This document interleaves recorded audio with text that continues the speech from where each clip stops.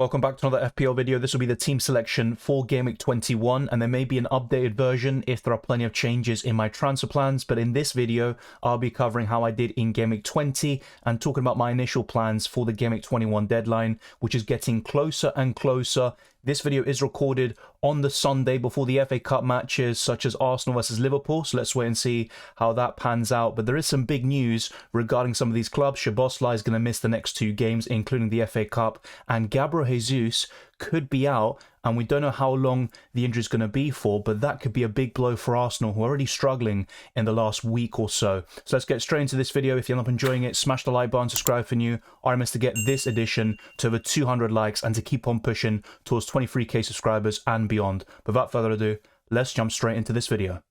I thought I made a mistake with the goalkeepers for the third week running, but Areola thankfully got 11 points with 8 saves, 3 bonus points, and a man of the match display against Brighton to save West Ham and give them a solitary point. Dubravka was on for 13 at some stage, and he was just making save after save, keeping Newcastle in the game. But in the end, Liverpool scored 4 goals, and Dubravka got a yellow card, went down to 8 points, and Areola gained 3 more over Dubravka. So it was a great week for those with budget goalkeepers, either Dubravka or Areola. I still think Areola is by far the best option at this moment in time. He's only behind Alisson for points scored amongst goalkeepers. There's a 3-point difference, and Areola has scored 29 points in the last 3 game weeks. He's facing Sheffield United away next. He's a great option yet again in Game Week 21, and just a month ago, I was desperate to get rid of him.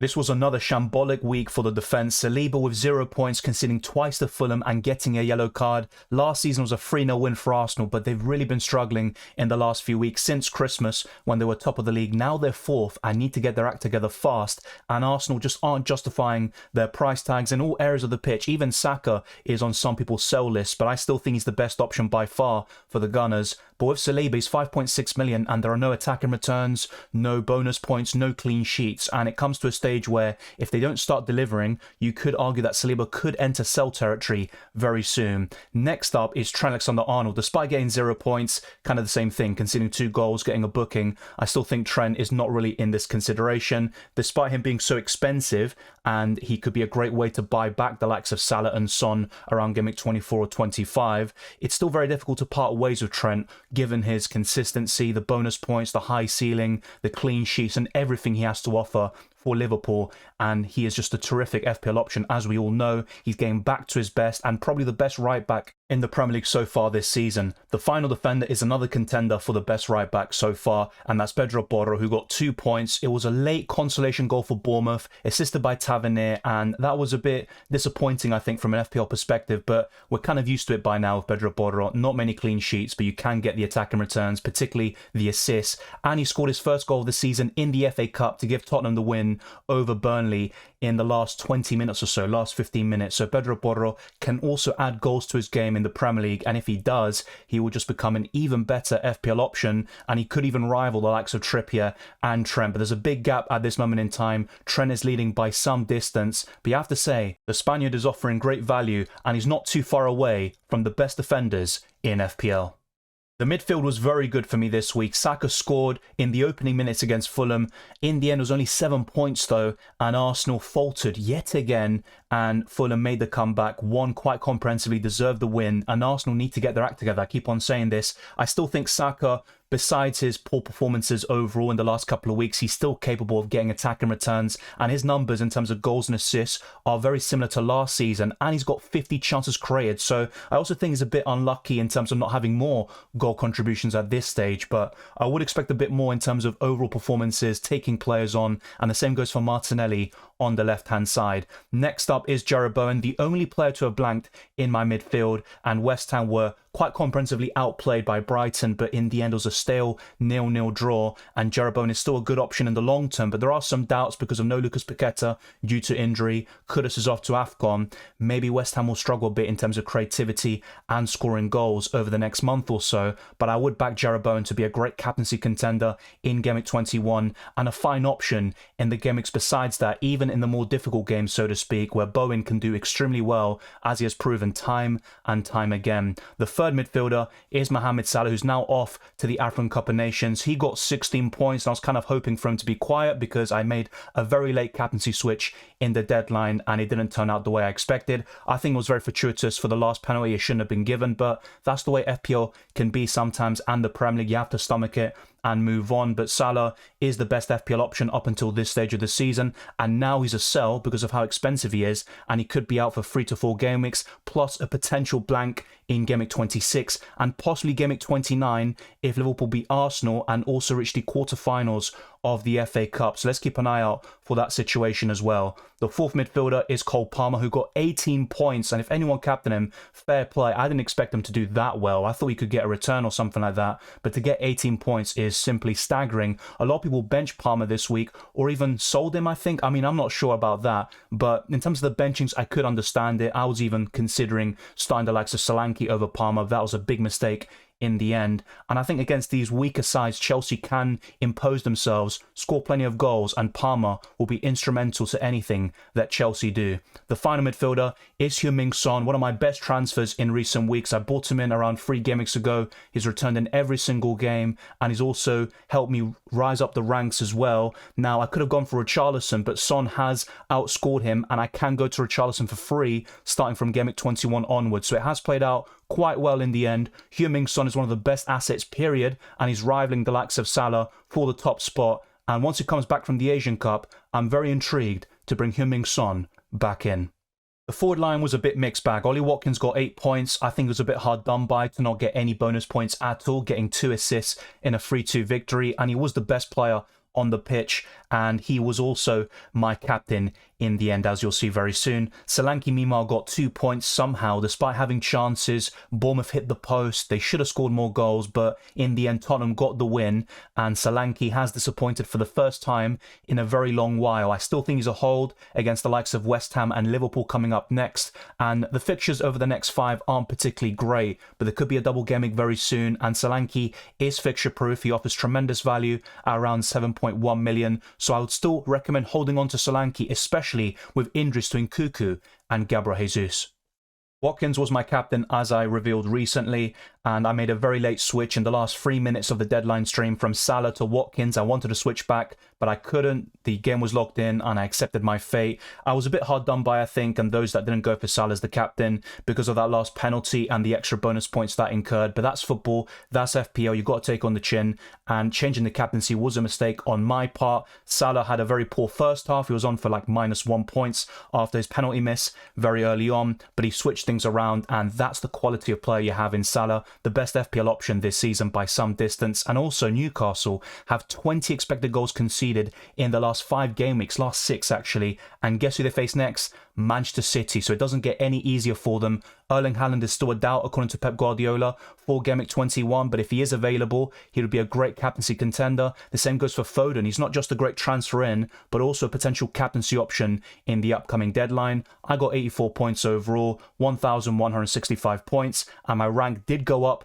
to 376,000, and I was around 3.2 million back in Game Week 8. That period between Game Week 3 to 8 kind of ruined my season, and I'm still recovering from that. I'm now at a decent position, but I want to keep on pushing into the top 100k and seeing what I can do from there. That is going to be the aim at the end of the season. So in the end, that captaincy switch was the wrong decision. My defensive line was very poor, and apart from that, quite happy with my team. The rest delivered. Areola helped me, and I got a green arrow as a result of his heroics, so I'm quite happy with that. Let's see what Game Week 21 has in store for us. I've got 2 free transfers available. I've got Salah and Son unavailable due to the African Cup of Nations and the Asian Cup. So let's now talk about my transfer plans to do with Salah, Son, and also potentially Erling Haaland in the near future. There's no contest this week between the sticks. The Bravkas facing Manchester City, whilst Areola faces Sheffield United away. And with Areola's recent form, 29 points in the last 3 game weeks, it's very difficult to look past the French shot stopper. He's having a great period, keeping clean sheets against Brighton, Arsenal, and Manchester United. And now you've got a plum fixture. Maybe this is where West Ham start to slip a little bit, and they've got some key players missing due to AFCON. But I'd still back Areola for a clean sheet and to be one of the best goalkeepers in Game Week 21. Admittedly, I am losing patience with the likes of Saliba and all Arsenal assets. Facing Crystal Palace at home next, Elise could be out for several weeks and that could be a boost to Arsenal, but they've got an injury concern of themselves with Gabriel Jesus set to miss out against Liverpool in the FA Cup and also potentially the next few Premier League games. Let's see if Arteta provides any clarity on that situation following that Liverpool game in the FA Cup. But either way, Arsenal do have some injury problems of themselves. Zinchenko could be back very soon, and I would expect him to be available for Game Week 21. But no Timber, Tomiyasu's off to the Asian Cup, Thomas Partey's still out, and Arsenal have been doing quite well, coping with all the injuries, but in the last week or so, things have started to unravel, and if they don't fix up very soon, they could find themselves struggling to finish in the top four. That's how competitive the Premier League has been this season, and they can't afford more slip-ups coming up, and Crystal Palace is a must-win game, and a clean sheet would also boost the confidence, and maybe the Liverpool game in the FA Cup could change the season. If Arsenal win that, they can gain some confidence from that victory, but if they lose, it could just lead to more demoralisation and also a lack of confidence. So it's very important for Arsenal to beat Liverpool and also get that win over Crystal Palace and end this very poor run they've been on for the last 5 game weeks or so. The next defender is Trent Alexander-Arnold away to Bournemouth, who are one of the most informed teams in the Premier League over the last month or two, but Liverpool are also right up there. They're top of the league right now, and Trent is still capable of some big things here. And for me, he's a captaincy contender in Game Week 21. I think with Bournemouth's good form, you'd maybe avoid Trent for the captaincy, or you'd put him a bit lower down than usual, but I still think he should be right up there in the top 5 minimum, and he is a consideration for me in Game Week 21. My final defender is Pedro Porro facing Manchester United away from home. If United have one of those games where they're toothless and they're really struggling to create chances or finish their dinner, then Pedro Porro could be in for a massive return. But I'm probably expecting a blank here, and you're relying on attacking returns to salvage anything from that situation. It's not an easy game. My alternatives are Cash and Lascelles. I'm not going to start them over Pedro Porro. But if you are making a defender transfer this week, go for Pervis Estupiñán, who scored in the FA Cup. He's in great form in FPL as well, with 2 returns since he came back, a great goal against Tottenham Hotspur and a clean sheet away against West Ham. So I think Estupiñán could be a great option in your defence to displace Pedro Porro and bench him. The midfield still looks solid this week. Saka's at home to Crystal Palace, and Arsenal have 3 successive wins against the Eagles, but historically, they are a bit of a bogey team for the Gunners, and they also can cause problems to the best of teams like the Manchester clubs and Arsenal. So let's wait and see what they have in store for the Gunners in Game Week 21. My second midfielder is Jarrod Bowen, who will be a very popular captaincy choice, facing Sheffield United away from home, but I still have some reservations about it. I'm not as confident in Bowen as I was a couple of weeks ago. I think the absentees of Kudus and Lucas Paqueta could have a detrimental impact to Bowen's attacking potential. He'll still return in most games, but in terms of his ceiling, only 1 double-digit haul all season, which was against Brighton in the reverse fixture in the early stages of this campaign. So I'm a bit wary about that. My third midfielder could be Foden. He's very likely to come in. If I were to bring in any midfielder this week, Foden for me has the fixtures, a potential double game week very soon, and he started most games for Manchester City this season in all competitions. He's very important to Pep Guardiola right now. And facing Newcastle, who just beat Sunderland in the FA Cup 3-0,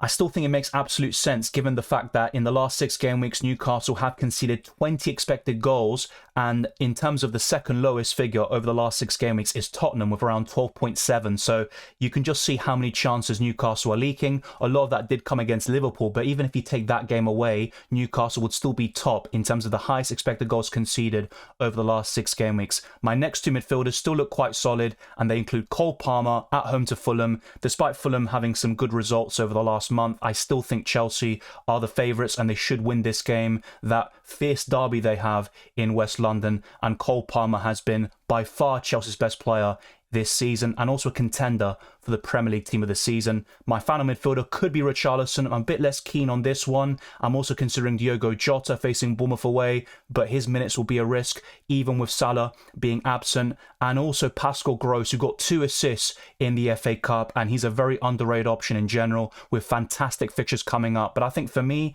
it's between Richarlison, Jota and Gross for this final spot. But nothing is clear right now. Richarlison has the best numbers in the last 5 game weeks. He can be very wasteful and also get the occasional yellow card. But if Richarlison can get the bulk of the chances beyond penalties, he can remain a fantastic option for Tottenham Hotspur. The forward line speaks for itself. I'm going for Ollie Watkins away to Everton. The consistency, the high ceiling, everything is there for him. We've covered him in depth, and whenever I've sold Watkins, I've been burned big time.